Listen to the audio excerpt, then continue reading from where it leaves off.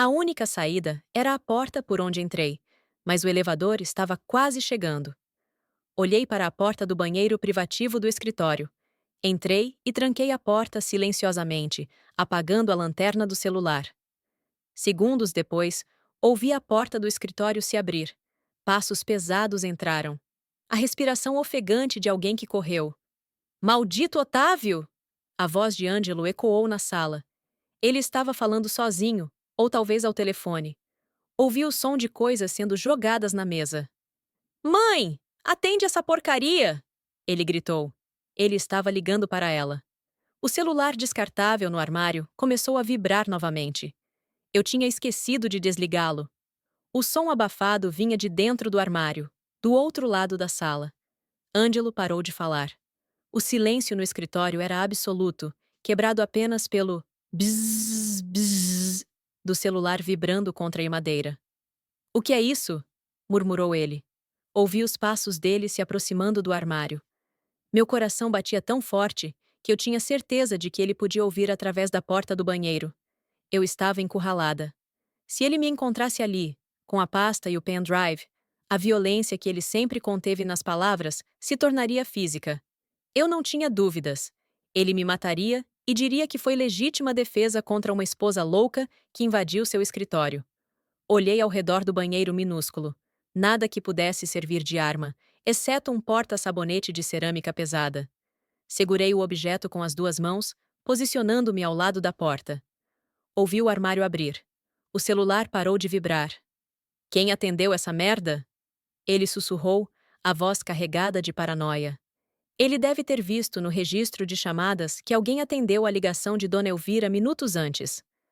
Os passos dele voltaram a se mover, agora mais lentos, cautelosos. Ele estava vasculhando a sala. Ouvi a gaveta da mesa sendo aberta. A pasta? Ele disse, e a voz dele tremeu. Cadê a pasta? Ele sabia que alguém estava lá, ou que alguém tinha estado lá. Eduarda? Ele chamou. A voz não era brava. Era assustadoramente calma. Eu sei que é você, meu amor. Eu sinto o seu cheiro. Aquele sabonete de lavanda barato que você insiste em usar. Apareça, querida. Vamos conversar. A mamãe está preocupada com você. O tom de voz dele me causou um arrepio na espinha, que foi da nuca aos calcanhares. Ele estava me caçando dentro da sala. Você não quer piorar as coisas, Eduarda. Você já roubou as joias. Agora invadiu meu escritório. Você está doente. Nós queremos te ajudar. Eu tenho um médico excelente que pode cuidar de você. Ele estava se aproximando do banheiro. Ele viu a fresta de luz ou apenas deduziu. A maçaneta da porta do banheiro girou lentamente. Estava trancada. Abra a porta, Eduarda. A voz dele mudou. O verniz de civilidade caiu. Agora era puro ódio. Abra essa porta agora, ou eu vou arrombar e você vai se arrepender de ter nascido. Eu não respondi. Apertei o porta-sabonete. Um baque forte contra a porta. Ele chutou. A madeira estalou. Outro chute. A fechadura era simples, de banheiro interno. Não aguentaria muito. Olhei para a pequena janela basculante do banheiro. Dava para um poço de ventilação. Era estreita, muito alta. Mas havia uma prateleira de toalhas embaixo. Subi na prateleira. Abri a basculante. O ar frio da madrugada entrou. Eu caberia ali? Talvez. Mas para onde eu iria? Para o parapeito externo? Era suicídio. A porta cedeu com um estrondo. Ângelo invadiu o banheiro como um touro enfurecido. Mas eu não estava na janela. Eu estava atrás da porta, encolhida nas sombras. Quando ele entrou, com o ímpeto da força, tropeçou para a frente, esperando me encontrar acuada no canto oposto. Usei aquele segundo de desequilíbrio.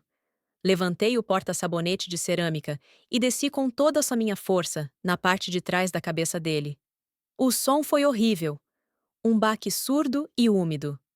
Ângelo soltou um gemido estranho e caiu de joelhos, levando as mãos à cabeça. Ele não desmaiou, mas ficou atordoado. Não esperei para ver o estrago. Pulei sobre as pernas dele e corri para fora do banheiro. Atravessei o escritório em disparada. Peguei minha bolsa com os documentos e saí para o corredor. Desci as escadas voando, quase caindo a cada degrau. A adrenalina mascarava qualquer dor ou cansaço.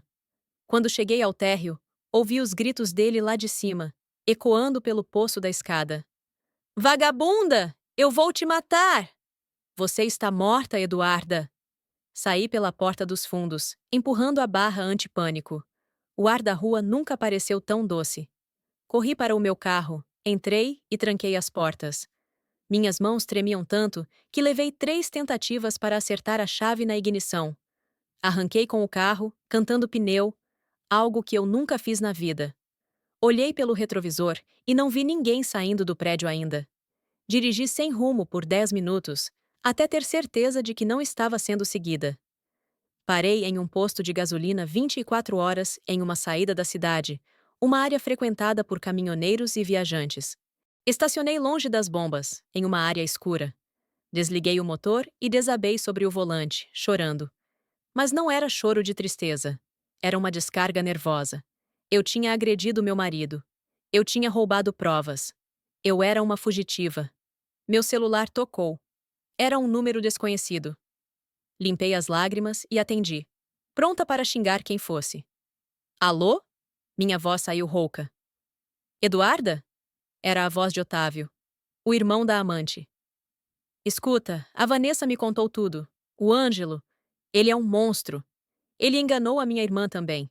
Ela achava que ele era separado, que você era a louca que não aceitava o divórcio. Ele mostrou papéis falsos de divórcio para ela. Eu ri. Uma risada histérica, sem humor. Bem-vindo ao Clube dos Enganados, Otávio. Não é só isso. Ele continuou, a voz grave e urgente. Quando ele fugiu daqui, deixou a carteira cair na pressa. Tem coisas aqui, Eduarda. Cartões de memória, anotações. Eu vi o que ele planeja fazer com você. A Vanessa está em choque, chorando sem parar. Nós queremos ajudar. Ele não pode sair impune. Onde você está? Fiquei em silêncio. Podia confiar nele? Otávio era violento. Eu via sombras na janela. Mas o inimigo do meu inimigo poderia ser meu amigo? Ou era outra armadilha? Eu não posso te dizer onde estou, Otávio. Entendo, mas escute. A mãe dele, aquela velha. Ela ligou para Ivanessa agora há pouco. Ameaçou a minha irmã. Disse que se a gente abrisse a boca, ela acabava com a nossa família.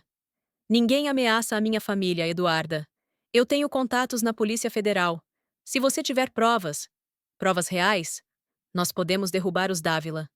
Não só o Ângelo. A velha também. Olhei para a pasta preta no banco do passageiro e para o pendrive.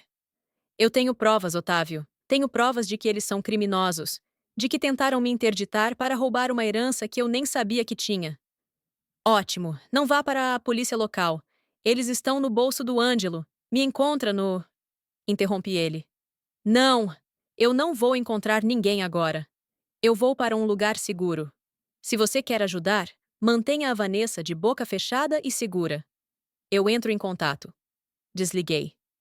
Não ia cometer o erro de confiar em um estranho instável às 4:30 da manhã. Liguei o carro novamente. Eu precisava de um lugar onde ninguém me procuraria. Um lugar que Dona Elvira considerava sujo demais, indigno demais. Lembrei-me da antiga casa da caseira do sítio do meu avô, uma senhora que cuidou de mim quando minha mãe morreu. Ela morava em um bairro periférico, simples, uma casa com muros altos e cacos de vidro em cima. Dona Clotilde. Ela me amava como uma filha. Ela odiava Ângelo desde o dia do casamento, dizendo que ele tinha olhos de cobra. Dirigi para lá. Enquanto o sol começava a nascer, tingindo o céu de um cinza chumbo, eu senti a transformação se completar. A Eduarda esposa tinha deixado de existir no momento em que aquele porta-sabonete atingiu a cabeça de Ângelo. Agora, existia apenas a Eduarda herdeira, a dona de terras, a mulher que segurava o destino dos Dávila nas mãos. Estacionei na frente do portão enferrujado de Dona Clotilde. Toquei a campainha. Enquanto esperava, recebi uma mensagem de texto de Ângelo. Não era uma ameaça, era uma foto. Abri a imagem. Era uma foto do meu ateliê de restauração, que ficava nos fundos da nossa casa. Ele estava em chamas. A legenda dizia apenas: Você gosta de brincar com fogo? Vamos ver o que sobra das suas relíquias. Senti o sangue ferver. Meus livros, meus equipamentos, anos de trabalho, tudo sendo consumido pelo fogo daquele psicopata. Dona Clotilde abriu o portão, os olhos arregalados ao me ver naquele estado. Menina, o que aconteceu? Olhei para ela, guardei o celular e disse com uma voz tão fria que nem reconheci como minha. A guerra começou, tia, e eu vou transformar a vida deles em cinzas, assim como ele fez com o meu ateliê. Entrei na casa. Eu tinha o cheiro de café coado em filtro de pano invadiu minhas narinas, trazendo uma sensação de acolhimento que eu não sentia há anos. Dona Clotilde se movia pela cozinha pequena e simples, com a mesma agilidade de quando eu era criança. Mas seus olhos, agora cercados por rugas profundas de preocupação, não saíam de mim. Eu estava sentada à mesa de madeira descascada, com a pasta preta e o pendrive à minha frente, como se fossem artefatos alienígenas. O sol já estava alto lá fora, iluminando a poeira que dançava no ar, mas dentro de mim ainda era madrugada. A imagem do meu ateliê em chamas, enviada por Ângelo, queimava na minha retina. Menina, você precisa comer. Clotilde empurrou um pedaço de bolo de milho na minha direção. Saco vazio não para em pé, e você vai precisar de muita força para o que vem por aí. Ela tinha razão. O que vinha por aí não era uma briga de casal, era uma guerra de extermínio. Ângelo e a mãe não parariam até me verem destruída, trancada em uma clínica ou morta. O incêndio no ateliê foi apenas o aviso. Eles estavam dispostos a queimar tudo para proteger o império de mentiras que construíram. Abri a pasta preta novamente. À luz do dia, a crueldade dos documentos parecia ainda mais palpável. O laudo psiquiátrico forjado era uma obra de ficção perversa. Li os detalhes. A paciente apresenta delírios de perseguição e incapacidade de distinguir a realidade. A assinatura do Dr. Almeida estava lá, firme, cúmplice. E logo abaixo, o mapa das terras do meu avô. As terras que eles diziam não valer nada. O laudo geológico estimava uma reserva de minérios raros, avaliada em mais de 50 milhões de reais. 50 milhões. Eu vivi 7 anos pedindo dinheiro para comprar materiais de restauração, ouvindo Ângelo reclamar do preço da conta de luz, suportando os olhares de desprezo de Dona Elvira por causa das minhas roupas simples. E todo esse tempo, eu era uma milionária sentada em cima de uma fortuna que eles planejavam roubar. A raiva que senti não foi quente, foi gélida. Era uma clareza absoluta de propósito. Meu celular, que eu mantive desligado por precaução nas últimas horas, foi ligado novamente. Imediatamente, ele começou a vibrar com uma enxurrada de notificações. Mensagens de Ângelo. Chamadas perdidas da minha cunhada. E, mais preocupante, alertas de notícias locais. Abri o navegador. A manchete de um portal de notícias da cidade dizia: esposa de advogado renomado é procurada pela polícia após surto psicótico e roubo de joias da família. Eles foram rápidos. Dona Elvira tinha acionado a imprensa. A narrativa estava montada. A pobre Eduarda, instável e perigosa, fugiu com as esmeraldas da sogra e agrediu o marido. Havia até uma declaração de Ângelo, dizendo que estava devastado e que só queria que a esposa voltasse para casa para receber tratamento médico. A foto que usaram minha era antiga, de um dia em que eu estava gripada e abatida, escolhida a dedo para reforçar a imagem de alguém doente. Eles são rápidos, Clotilde, murmurei, mostrando a tela para ela. Já sou uma criminosa procurada. A mentira tem perna curta, minha filha, mas ela corre rápido no começo. Clotilde segurou minha mão. O que você vai fazer? Eu precisava de um computador. O pendrive que tirei do cofre precisava ser acessado. Clotilde tinha um notebook antigo que o neto usava para a escola. Pedi emprestado. Demorou uma eternidade para ligar, mas quando finalmente inseri o dispositivo, o que encontrei foi a munição final. Não eram apenas documentos, eram áudios. Ângelo gravava as conversas com a mãe. Talvez para se proteger dela, talvez por hábito de advogado paranoico. Cliquei em um arquivo datado de 3 meses atrás. A voz de Dona Elvira encheu a cozinha. Ângelo, pare de ser sentimental. A garota é um estorvo. Assim que o laudo da interdição sair, nós internamos ela naquela clínica em Atibaia. O diretor me deve favores. Ninguém vai visitá-la. Em 6 meses, com a medicação certa, ela não vai lembrar nem o próprio nome. Aí vendemos as terras. Eu já tenho o comprador chinês alinhado. E a resposta de Ângelo? E se ela desconfiar antes? Ela tem feito muitas perguntas sobre o inventário do avô. Se ela desconfiar, nós aceleramos o processo. Um acidente doméstico, talvez? Uma queda da escada? Algo que justifique uma piora no quadro mental. Você é o marido, você controla a narrativa. Senti um calafrio percorrer minha espinha. Eles cogitaram me matar ou me incapacitar fisicamente. Aquilo não era apenas fraude. Era conspiração para cometer homicídio e cárcere privado. Peguei meu celular e liguei para Otávio. Eu sabia que era um risco, mas eu precisava de aliados com poder de fogo. Otávio atendeu no primeiro toque. Eduarda? Graças a Deus.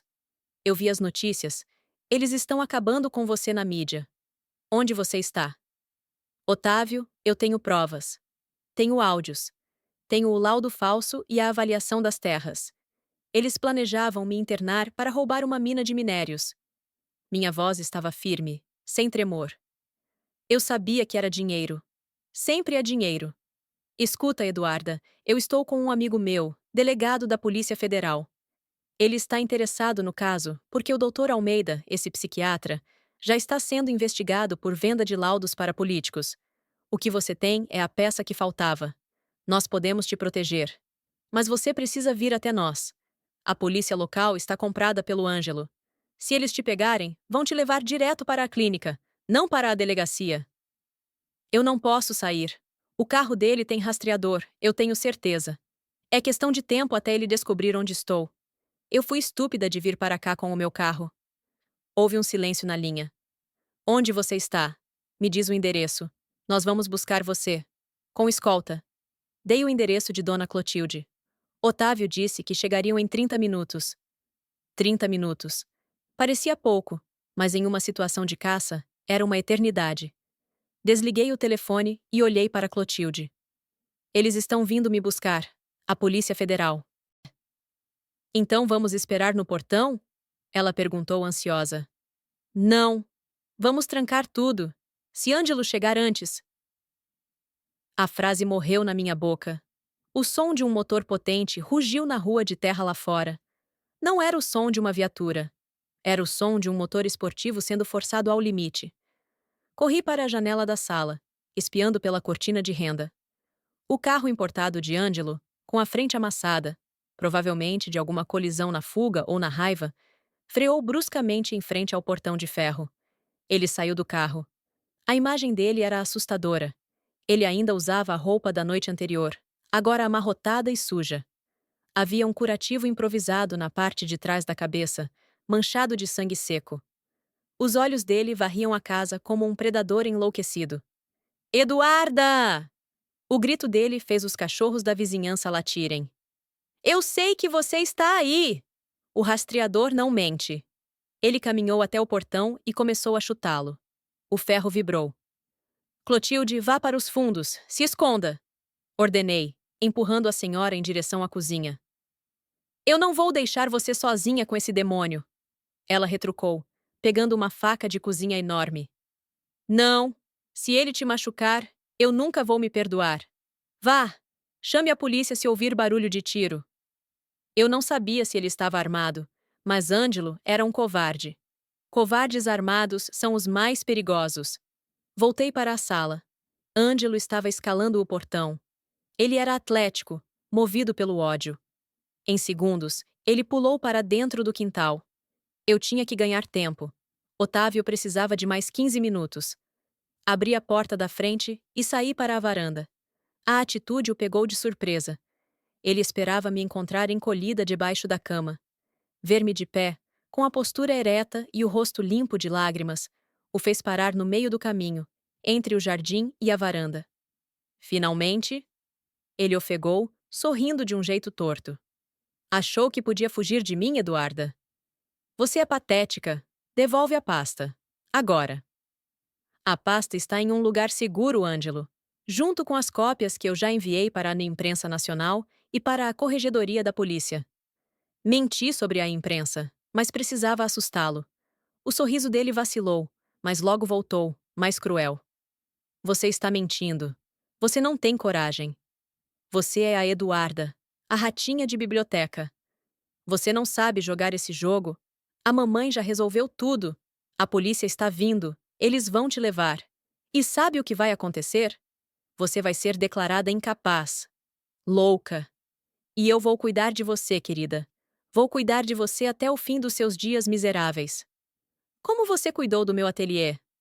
Perguntei, sentindo o ódio pulsar nas minhas têmporas. Queimando tudo o que eu amo? Aquilo foi só o começo. Ele deu um passo à frente. Eu vou queimar tudo, Eduarda. Seus livros, sua reputação, sua sanidade. Você não é ninguém sem o sobrenome Dávila.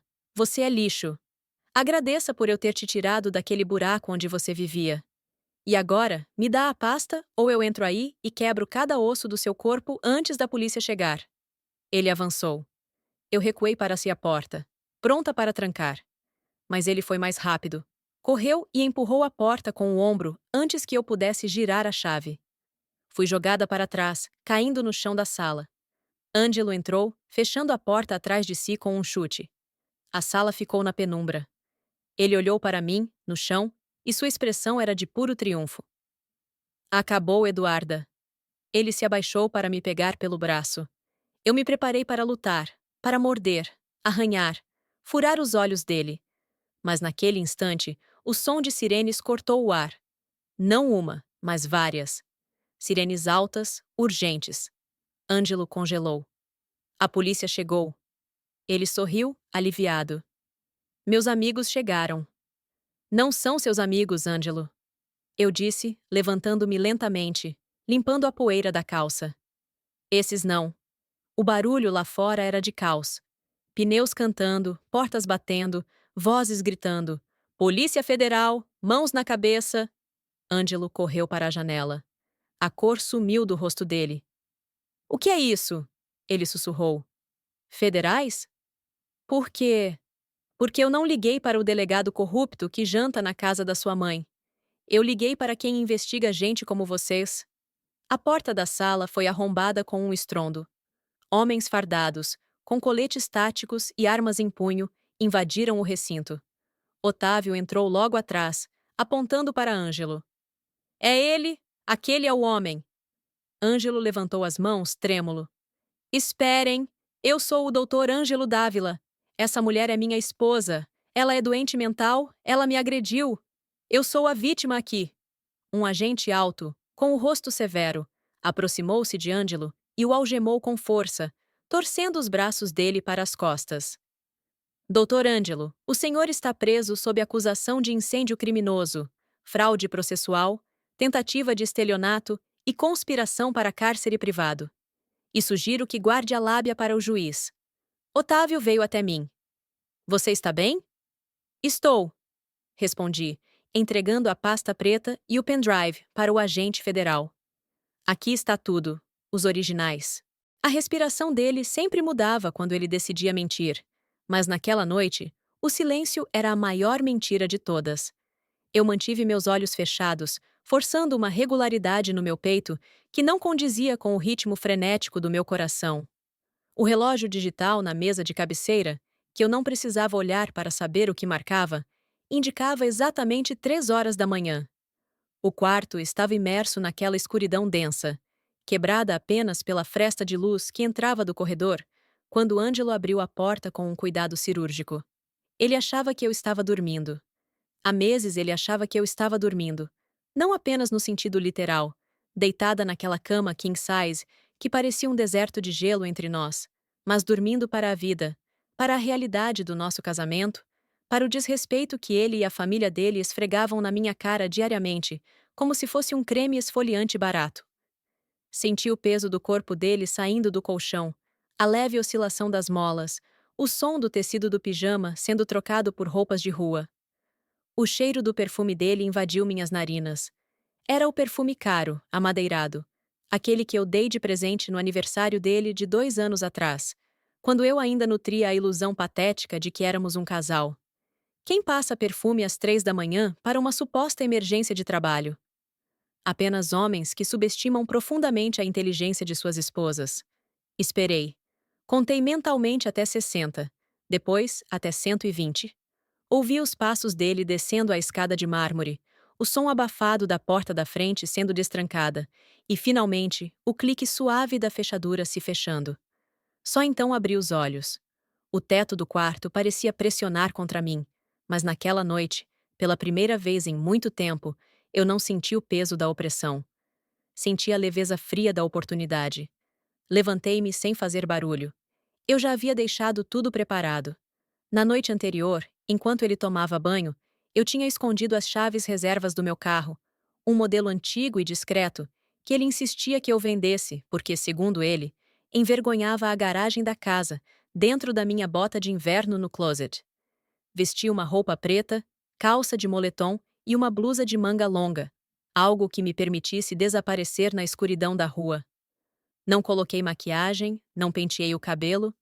A Eduarda que tentava agradar, que tentava ser a boneca perfeita para a sociedade, tinha ficado na cama. Quem levantou foi a Eduarda que estava cansada de ser feita de idiota. Desci as escadas, sentindo o frio do piso nos meus pés descalços, antes de calçar os tênis que deixei estrategicamente perto da porta dos fundos. A casa estava silenciosa. Aquele silêncio de museu que a mãe dele, Dona Elvira, tanto adorava. Tudo ali tinha o dedo dela, não o meu. Desde os quadros nas paredes até a disposição dos móveis na sala de estar, tudo fora decidido por ela e acatado por Ângelo. Eu era apenas uma hóspede indesejada na minha própria vida, tolerada por causa de uma assinatura em uma certidão de casamento que, a cada dia, valia menos. Saí pela porta da cozinha, evitando o portão principal que faria barulho. Meu carro estava estacionado na rua lateral, longe o suficiente para ele não notar, mas perto o suficiente para eu alcançar a tempo. Quando girei a chave na ignição, orei para que o motor não tossisse. Ele pegou de primeira, suave, cúmplice. Dirigi até a esquina e vi, ao longe, as luzes traseiras do carro importado de Ângelo virando a rua. Apaguei os faróis e o segui, mantendo uma distância de 2 quarteirões. A cidade estava vazia, o que tornava a perseguição mais fácil, mas também mais arriscada. Qualquer movimento brusco poderia me denunciar.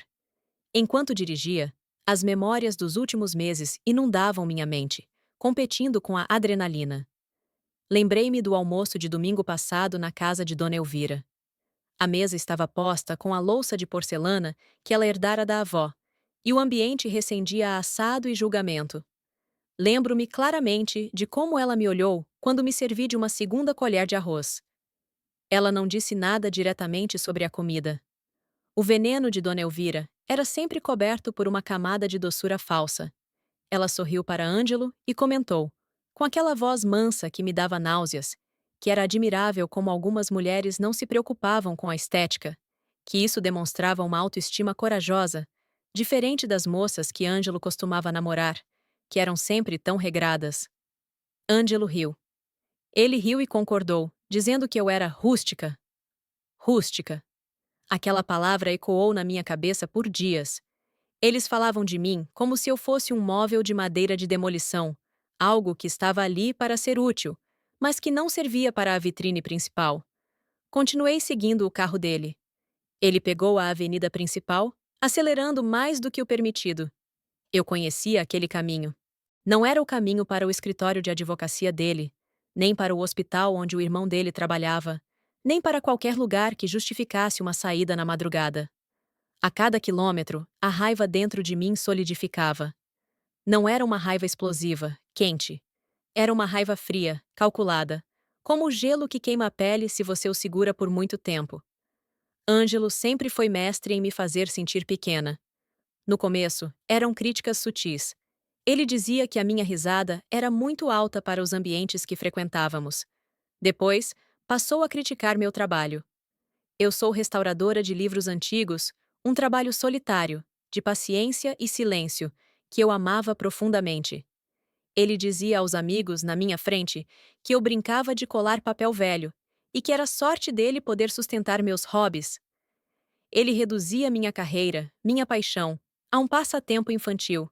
E eu, tola, apaixonada e insegura, sorria e aceitava, achando que ele estava apenas sendo engraçado. Mas a piada sempre era eu.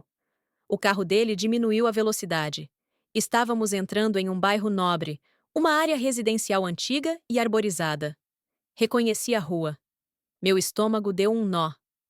Aquele era o bairro onde a ex-noiva dele morava? Não, ela tinha se mudado para o exterior. Então quem? Observei ele dar a seta e entrar na garagem de um prédio elegante, com fachada de vidro e varandas amplas. Parei o carro na esquina, longe da iluminação direta do poste, e desliguei o motor. O silêncio voltou, mas agora acompanhado pelo som da minha própria respiração ofegante. Observei.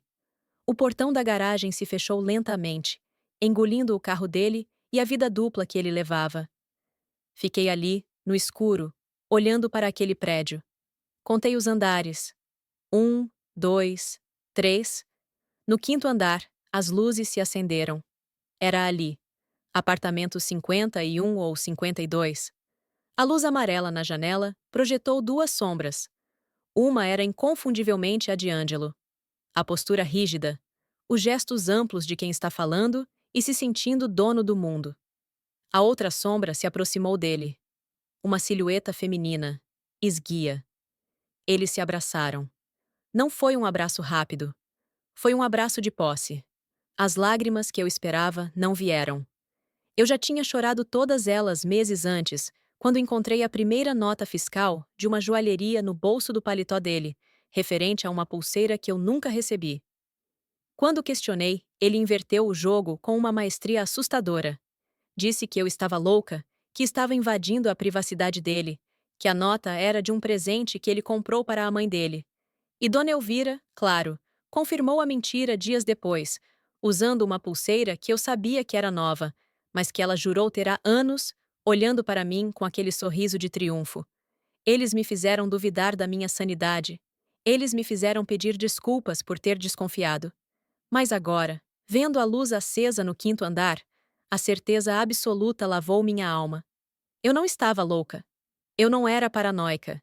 Eu era apenas a esposa traída, a peça descartável no jogo de ego dos Dávila. Peguei meu celular. A luz da tela iluminou meu rosto no escuro do carro. Meus dedos tremeram levemente, não de medo, mas de antecipação. Eu tinha o número salvo. Havia meses que eu investigava, juntando migalhas, ouvindo conversas atrás das portas, anotando horários. Eu sabia quem morava naquele prédio. A descoberta tinha sido um acidente, ou talvez destino. Um dia, mexendo nas gavetas do escritório de casa, em busca de um documento para o imposto de renda, encontrei um contrato de aluguel antigo, em nome de Angelo, como fiador. O endereço era aquele. A inquilina? Uma mulher chamada Vanessa. Vanessa. A melhor amiga da família. A afilhada de Dona Elvira. A mulher que estava em todos os churrascos, em todos os natais, sempre solteira, sempre sorridente, sempre elogiando Ângelo com um brilho diferente no olhar. A mulher que me abraçava e dizia que eu tinha sorte de ter casado com um homem tão maravilhoso. A hipocrisia tinha um nome e um endereço, e agora eu estava parada na frente dele. Mas eu não ia ligar para Ângelo. Isso seria amador. Isso daria a ele a chance de inventar outra mentira, de dizer que estava prestando consultoria jurídica de emergência, que Vanessa estava com problemas.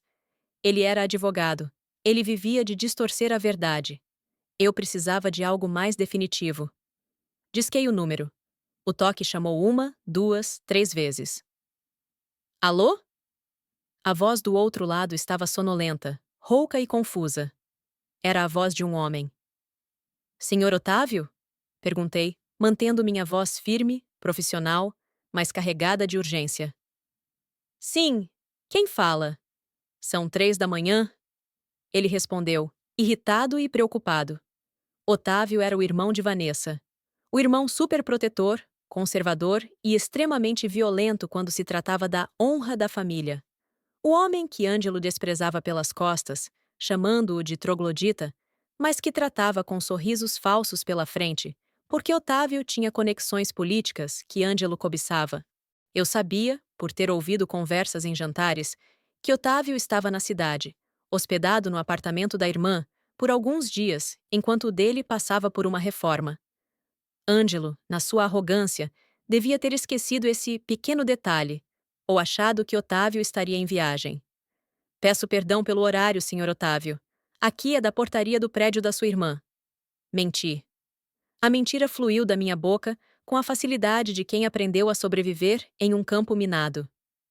Portaria? O que aconteceu? Aconteceu alguma coisa com a Vanessa? O sono desapareceu da voz dele instantaneamente. Não, senhor. A dona Vanessa está bem. Mas... Fiz uma pausa dramática. Há uma situação delicada.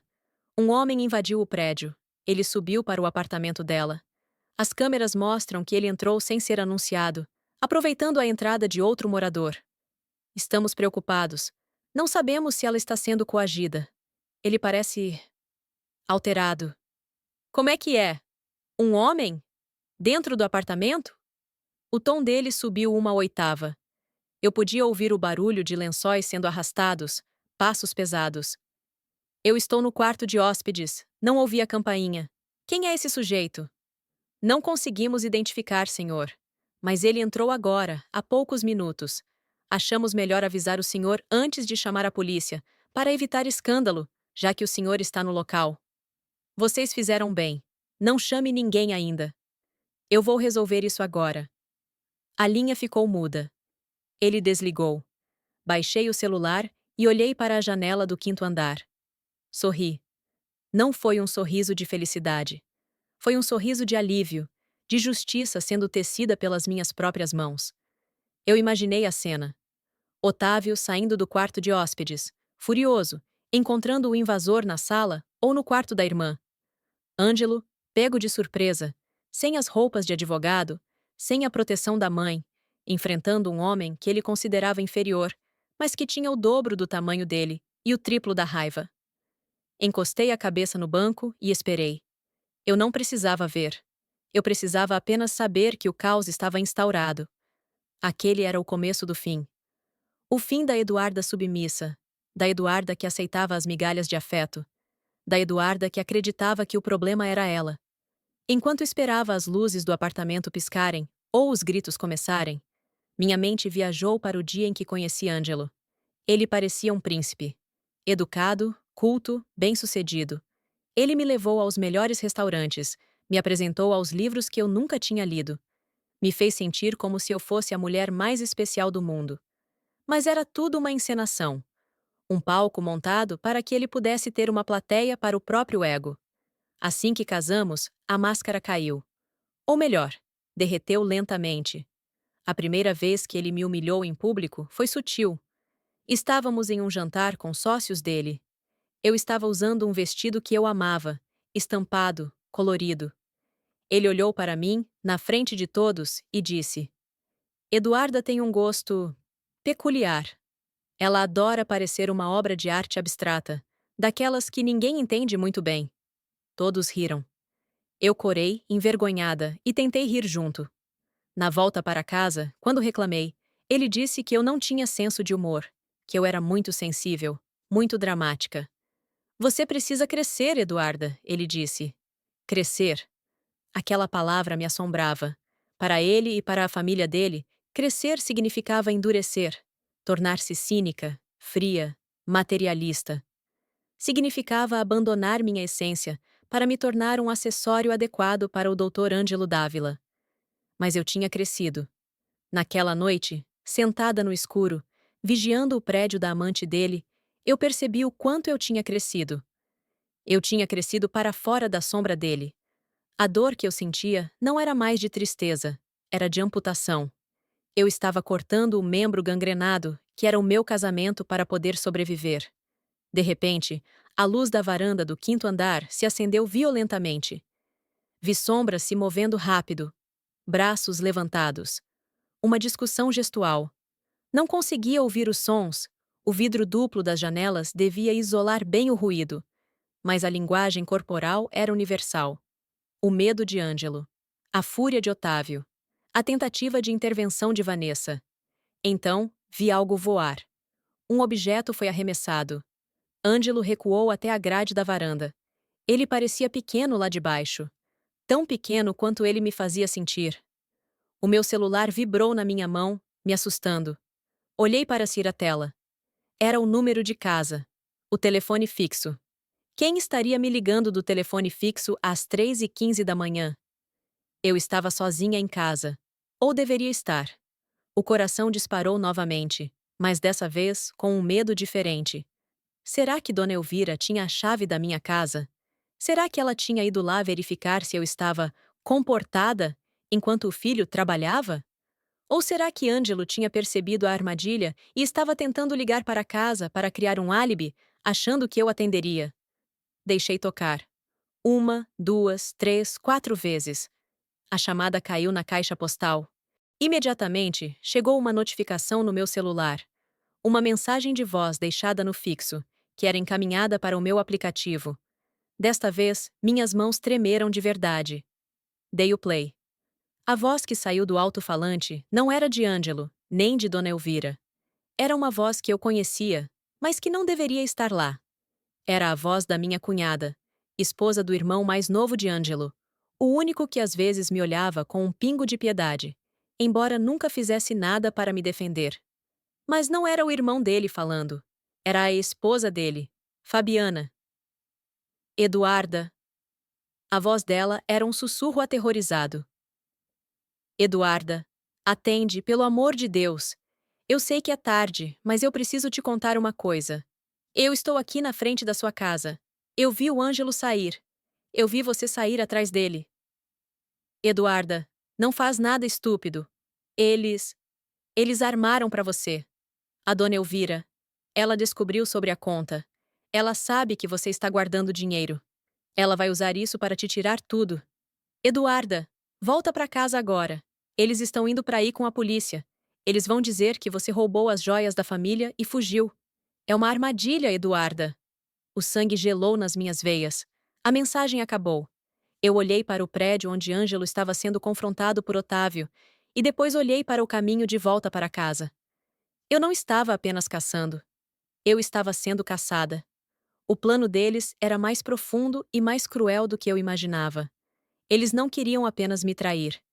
Eles queriam me destruir, me criminalizar, me deixar sem nada. A conta bancária secreta que eu mantinha com os rendimentos do meu trabalho de restauração, que eu achava que estava segura, tinha sido descoberta. Eu tinha duas opções: voltar para casa e enfrentar a polícia e a sogra com uma acusação falsa de roubo, ou ficar ali e assistir o circo pegar fogo no apartamento da amante, arriscando ser descoberta como a autora da ligação para Otávio. Sorri novamente, mas agora o sorriso era de puro instinto de sobrevivência. Eles achavam que eu era a ovelha. Eles achavam que podiam me encurralar com mentiras e manipulações baratas. Mas eles esqueceram que eu passava meus dias restaurando coisas quebradas.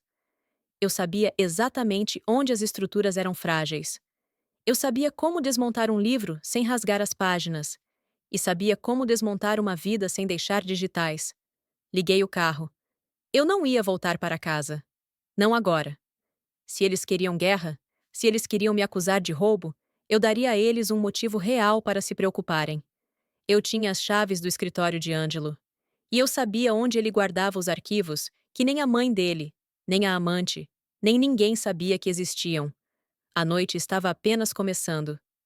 E a Eduarda Boazinha? Ela tinha acabado de morrer naquela esquina escura. Dirigir pela cidade àquelas horas da madrugada tinha uma qualidade fantasmagórica. As ruas largas e vazias pareciam artérias de um corpo adormecido, indiferente ao vírus que corria pelas minhas veias. O medo misturado com uma dose letal de adrenalina.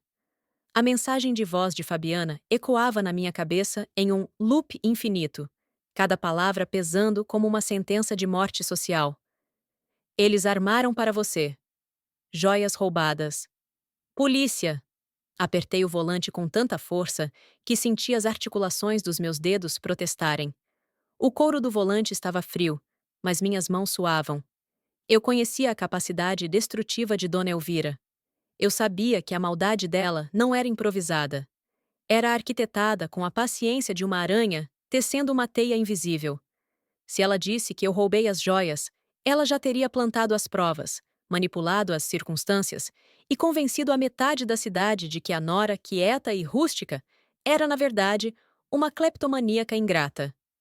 Olhei pelo retrovisor a cada 2 segundos, esperando ver as luzes giratórias de uma viatura policial. A cada farol que aparecia na distância, meu coração falhava uma batida. Eu não era uma criminosa, mas eles tinham o poder de me transformar em uma. Ângelo era advogado, um dos mais respeitados da cidade, com amigos em delegacias, em fóruns, em lugares onde a verdade é apenas uma versão bem contada. Eu, por outro lado, era apenas Eduarda, a restauradora de papéis velhos que vivia à sombra da grande família Dávila. Decidi não pegar o caminho mais óbvio para o escritório dele. Fiz zigue-zagues por bairros residenciais, evitando avenidas principais onde câmeras de segurança poderiam registrar a passagem do meu carro. Eu precisava ganhar tempo. A minha mente trabalhava em 2 velocidades: a do pânico imediato e a do planejamento frio. A Eduarda, que tremia ao ouvir a voz da sogra, estava sendo forçada a dar lugar a uma estrategista de guerra.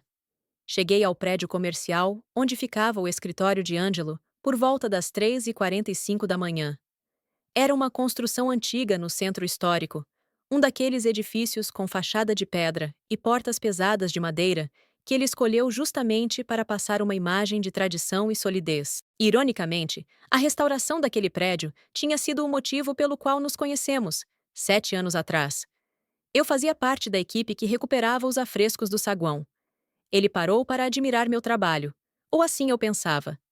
Agora eu sabia que ele estava apenas avaliando uma peça que parecia maleável o suficiente para sua coleção.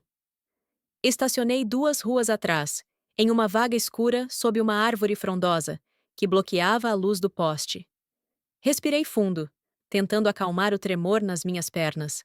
Peguei a chave do escritório que eu havia roubado meses antes. Ele nunca notou o sumiço daquela cópia.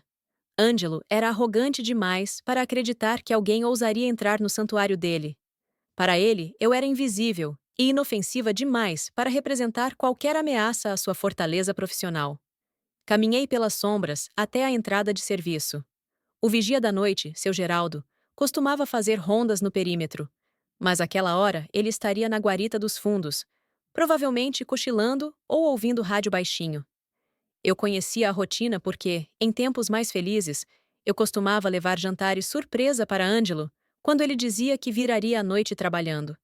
Quantas vezes eu fui a tola que levava comida quente para o marido que estava, na verdade, trocando mensagens com outras mulheres na tela do computador. A chave girou na fechadura com um clique seco que soou como um tiro no silêncio da rua. Entrei e fechei a porta rapidamente atrás de mim. O cheiro do saguão me atingiu em cheio. Cera de piso, madeira antiga e aquele odor peculiar de lugares fechados onde se guardam segredos. Não peguei o elevador. O barulho do motor poderia alertar o vigia. Subi os 4 lances de escada a pé, sentindo meus pulmões queimarem, não pelo esforço físico, mas pela ansiedade que comprimia meu peito. No quarto andar, o corredor estava imerso em penumbra. A porta do escritório de Ângelo, com a placa dourada Dávila Advocacia e Consultoria, parecia me encarar. Destranquei a porta com as mãos trêmulas e entrei. Não acendi as luzes. A iluminação da rua entrava pelas janelas amplas, criando retângulos de luz prateada no tapete persa. O escritório era opulento, decorado para intimidar. A mesa dele, uma peça maciça de mogno, parecia um trono. Caminhei até ela, sentindo-me uma intrusa no território do inimigo. Sentei-me na cadeira dele. O couro rangeu. Por um momento, imaginei Ângelo ali, recebendo clientes, destruindo vidas com a caneta tinteiro que repousava sobre o mata-borrão, rindo ao telefone com a mãe sobre como eu era patética. A raiva me deu foco. Comecei a abrir as gavetas. Estavam trancadas, é claro. Mas eu sabia onde ele guardava a chave das gavetas, colada com fita adesiva, embaixo da luminária de mesa. Um esconderijo clichê para um homem que se achava um gênio. Tateei e encontrei a chave fria de metal. Abri a primeira gaveta.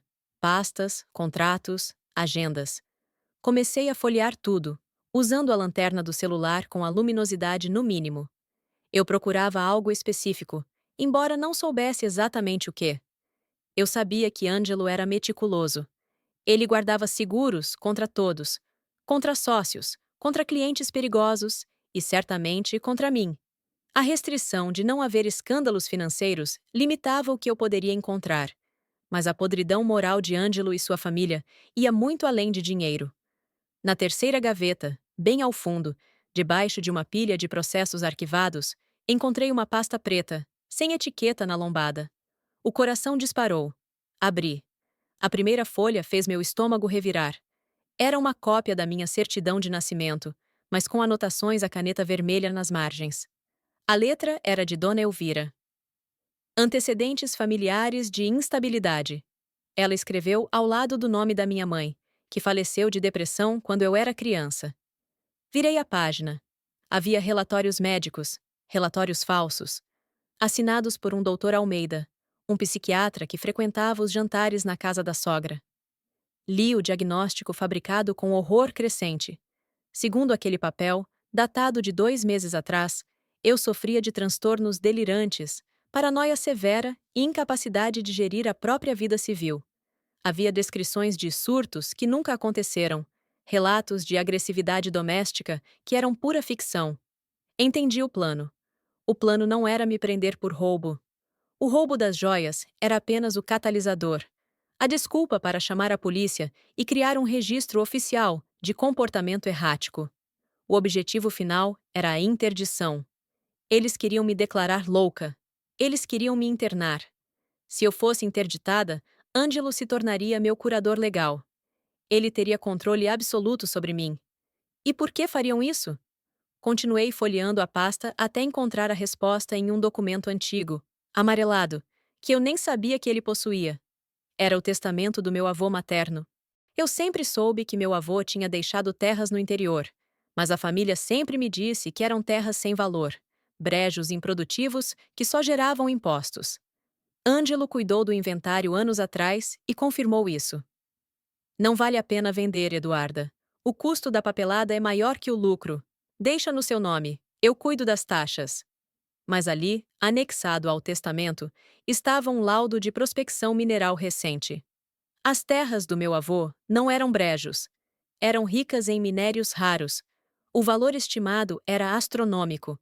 Uma fortuna que faria o patrimônio dos Dávila parecer troco de padaria. Tudo fez sentido.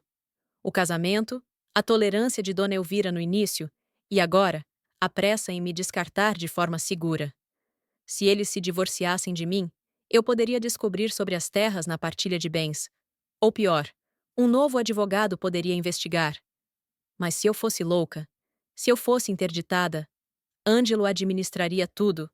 Ele venderia as terras, lavaria o dinheiro, e eu apodreceria em uma clínica psiquiátrica de luxo, dopada até esquecer meu próprio nome. Abracei a pasta contra o peito, sentindo uma náusea violenta. Eles não eram apenas cruéis. Eles eram predadores. Eu tinha dormido ao lado de um monstro por 7 anos. De repente, o telefone fixo do escritório tocou. O som estridente cortou o silêncio como uma lâmina. Pulei da cadeira, derrubando a caneta de Ângelo no chão. Quem estaria ligando para o escritório às 4 da manhã? Olhei para o identificador de chamadas. Casa-mãe.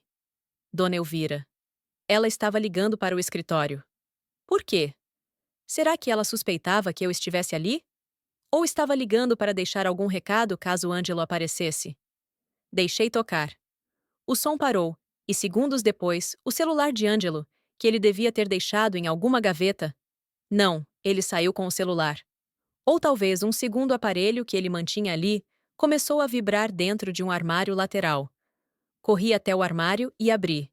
Era um celular descartável. O nome no visor piscava. A bruxa. Era assim que ele chamava a própria mãe quando não estava perto dela? Ou bruxa era outra pessoa? Atendi, sem dizer nada.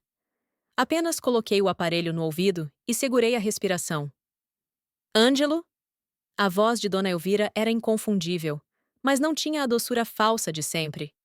Era uma voz de comando, seca e irritada. Onde você se meteu? O Otávio me ligou enfurecido. Disse que você fugiu pela escada de incêndio como um rato. Você é um idiota, Ângelo. Eu disse para ser discreto com aquela vadia da Vanessa enquanto não resolvêssemos a situação da Eduarda. Fiquei em silêncio, gravando cada palavra na minha memória, desejando ter como gravar o áudio. Ângelo, me responde! Ela gritou. A polícia já está aqui em casa. Eu já entreguei a pulseira de esmeraldas e disse que encontrei na bolsa de viagem da Eduarda. O inspetor já expediu a ordem de busca. Eles vão rastrear o carro dela. Se ela for presa agora, facilita tudo para o Dr. Almeida assinar o laudo de surto psicótico.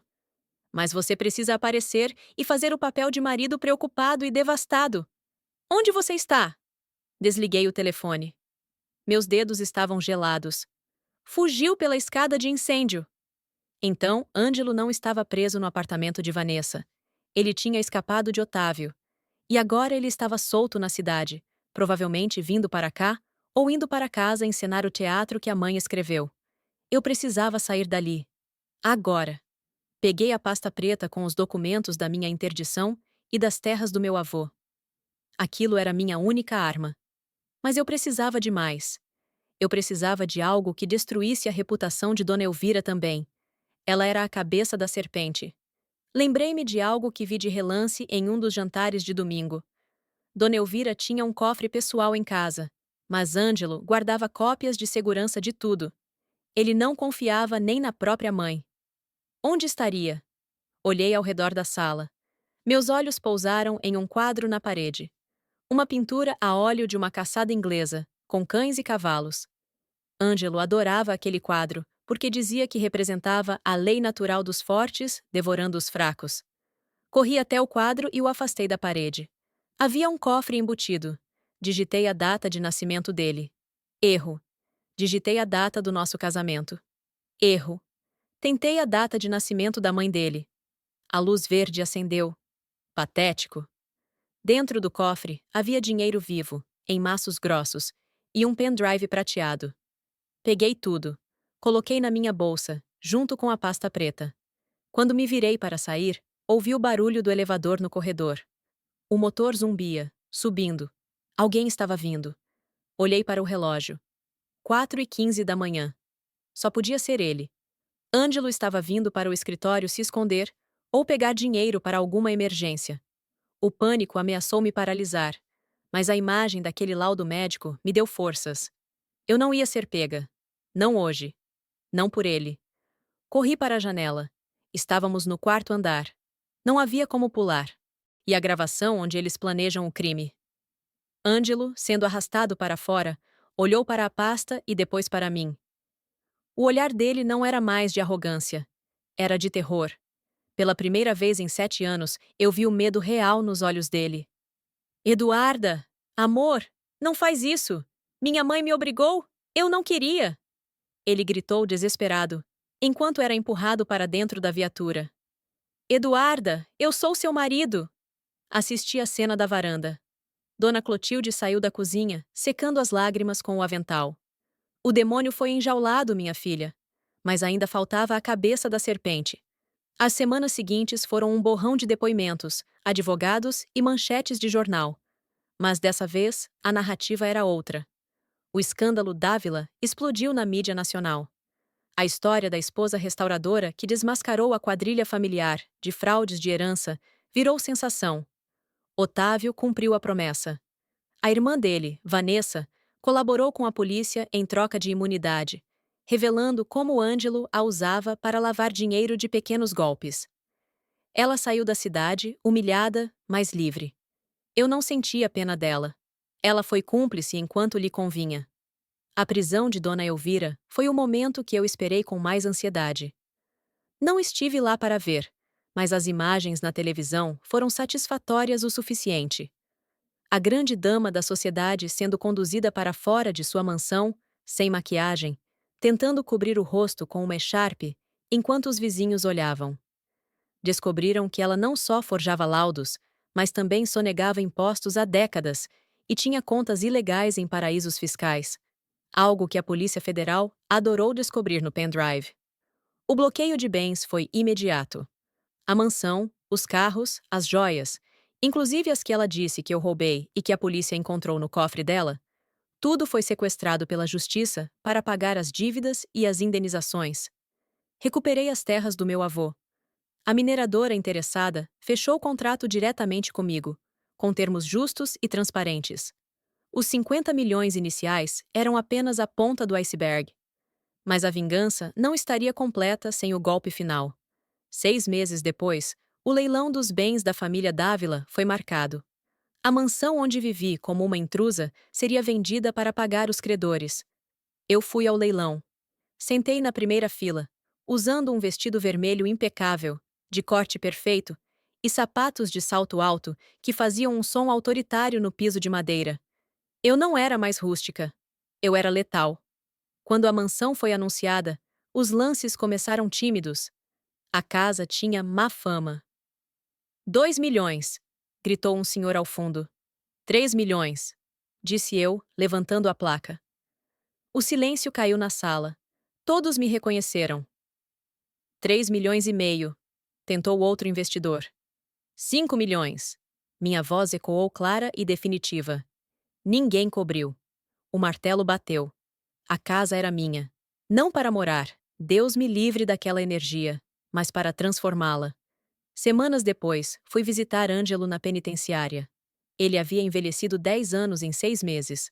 O cabelo estava ralo, a postura curvada. Ele chorou quando me viu através do vidro. Eduarda, me tira daqui. Eu faço qualquer coisa. Eu assino qualquer papel. A minha mãe, ela destruiu a minha vida.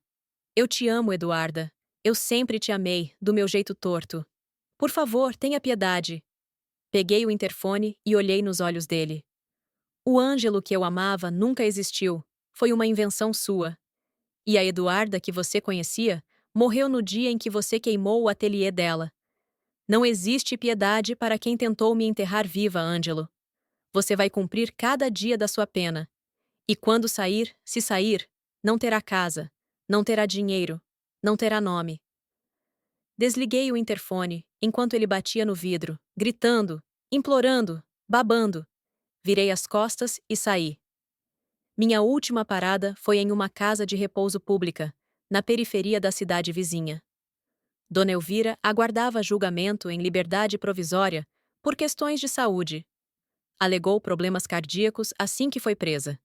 Mas como teve todos os bens bloqueados, não tinha onde morar. Nenhum amigo da alta sociedade lhe abriu as portas. Ela terminou ali, em um quarto compartilhado com mais 3 idosas, dependendo da caridade do Estado.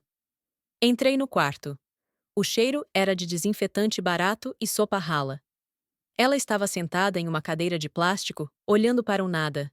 Quando me viu, o ódio acendeu nos olhos dela. Mas foi um ódio impotente, fraco. Veio zombar de mim, sua caipira? Ela sibilou. A voz estava falha. Vim te dar uma notícia, Elvira. Não usei o dona. Comprei a sua casa no leilão. Os olhos dela se arregalaram. Você não ousaria pisar lá. Aquela casa é um templo da família Dávila. Não mais. Sorri, e foi um sorriso genuíno. Eu doei a casa. Hoje, ela foi inaugurada como o Centro de Acolhimento Eduarda Campos para mulheres vítimas de violência doméstica. O seu quarto, Elvira? Aquele quarto enorme onde você planejou a minha interdição? Agora é a brinquedoteca para os filhos das mulheres que fugiram de monstros como o seu filho. Elvira ficou pálida. A boca abriu e fechou, mas nenhum som saiu. A humilhação era total. O santuário de sua arrogância tinha sido transformado em um refúgio para as pessoas que ela mais desprezava. As vulneráveis.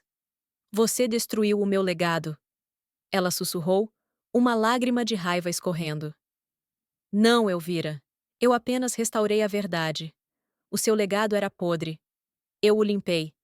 Saí do quarto, deixando-a com a sua miséria e suas memórias de uma grandeza que nunca mais voltaria.